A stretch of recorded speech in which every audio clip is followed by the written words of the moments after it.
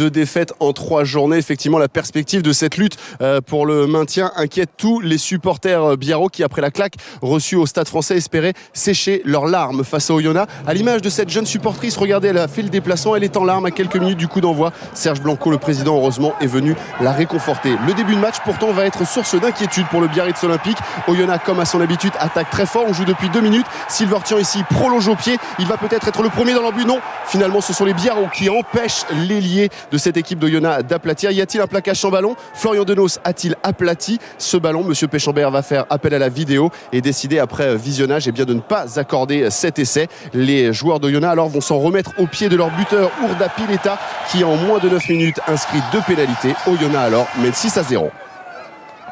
Mise en confiance sûrement par cette bonne entame de match et surtout par le manque de combativité des Biarros dans ce début de rencontre, un secteur pourtant dans lequel on l'attendait. Eh bien les Oyonnaxiens vont tout jouer tous les bons coups, à l'image ici de Guillaume Boussès. Grand coup de pied dans les 22 mètres à la réception Nguenia, trompé par le rebond, superbe passe de Jeff Cooks, Florian Denos au relais et voilà comment les Oyonnaxiens ont remonté le ballon sur plus de 60 mètres. L'action est chaude, elle se poursuit à quelques mètres de la ligne. Ici Urzake va remettre un petit coup dans l'axe, bonne défense de la part des Biarros, mais ce ballon sort de nouveau et c'est Figueroa qui adresse cette passe pour Urda Pileta. Coup d'œil parfait de la part du buteur et de l'ouvreur pour Silvertian. Passe décisive, superbe diagonale de la part du demi d'ouverture qui offre donc à Silvertian le premier essai de cette rencontre. La chistera magnifique de Jeff Cooks, ensuite le relais et puis là aussi le geste parfait d'Urda Pileta. Silvertian impeccablement placé inscrit le premier essai de son équipe, un essai qui va être transformé. L'équipe d'Oyonnax alors mène 13-0. On joue seulement depuis un quart d'heure dans cette rencontre.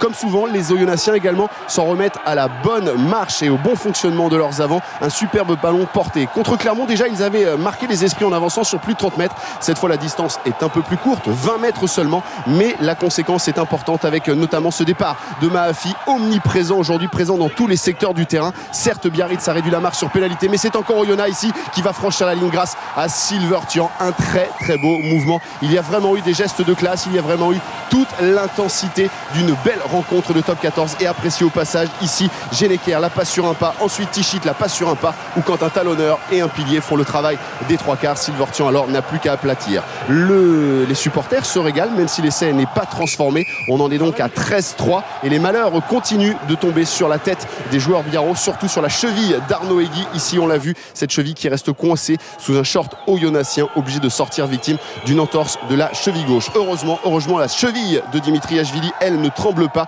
et le buteur biarro permet à son équipe de regagner les vestiaires, seulement menée de 18-6. Notre jeune supportrice, eh bien elle n'y croit plus, elle n'y croit pas et peut-être qu'elle a tort, peut-être pas. La réponse au cours de ces 40 secondes des 40 prochaines minutes, je vais y arriver. Et cette équipe biarrote qui se remet dans le sens de la marche, qui se retrouve dans le combat, qui se retrouve dans le secteur de la mêlée fermée en obtenant cette pénalité réussie par Dimitriashvili. Il va en inscrire 2 en moins de 3 minutes et permettre ainsi à Biarritz tout doucement de reprendre le fil de cette rencontre et de n'être plus mené que 21-12.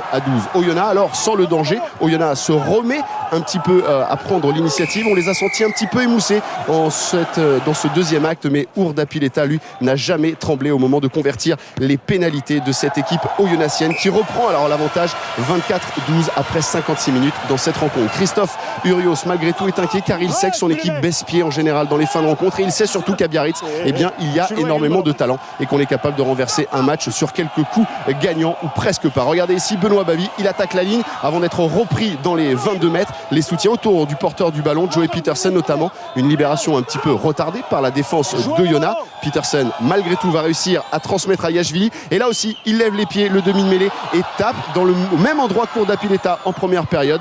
La conclusion est identique avec cet essai de Nguenia, un essai qui ramène cette équipe biarrote à 24-20, seulement 4 points d'écart avant la transformation de Dimitriashvili. Parfait ici dans ce rôle de passeur décisif. On va le retrouver donc quelques secondes plus tard. Dimitriashvili, il reste moins de 5 minutes à jouer dans cette rencontre, moins de 5 points d'écart et même 2 seulement parce que Dimitriashvili réussit cette transformation. 24-22, il reste quelques minutes à jouer. Christophe Furios est évidemment inquiet, grosse pression, grosse tension ici dans ce match des relégables. Genevois, un dernier ballon d'attaque, un en avant et commis une énième faute biarrote et c'est la fin de ce match. 24-22, score final. Biarritz certes retrouve quelques vertus dans cette fin de match mais s'incline pour la 3e fois en 4 journées 25e match à domicile sans défaite en revanche pour Oyonnax qui laisse malgré tout échapper le point de bonus offensif. On a ce sentiment aujourd'hui un peu extrêmement mitigé entre l'idée qu'on aurait vraiment pu creuser l'écart beaucoup plus tôt et pour le coup aujourd'hui prendre un bonus offensif, je pense que c'était pas immérité et à la sortie presque de perdre le match quoi. Donc voilà, donc aujourd'hui la satisfaction qui domine c'est évidemment la satisfaction d'avoir gagné. Un match compliqué avec beaucoup de pression mais en même temps bon, voilà, on sait que ça sera je pense le lot de notre saison quand même. Hein. Voilà, c'est une faillite collective pendant une mi-temps. Et une réussite collective en deuxième mi-temps, mais quand on prend 20 points, c'est trop difficile à remonter, même contre une équipe qui monte de Pro D2. Il nous reste 22 journées, plutôt que l'inverse, qu'on soit à la recherche de points avec 3 journées à jouer. Donc pour le moment, voilà, tout le monde n'est pas arrivé. J'espère que tout le monde, et que notre effectif sera au complet le plus rapidement possible. Je crois que ça, c'est la première des choses. Et dès qu'on aura récupéré notre effectif au total, donc on souffre, mais cette souffrance va nous servir peut-être, hein, même j'en suis sûr, pour les matchs futurs.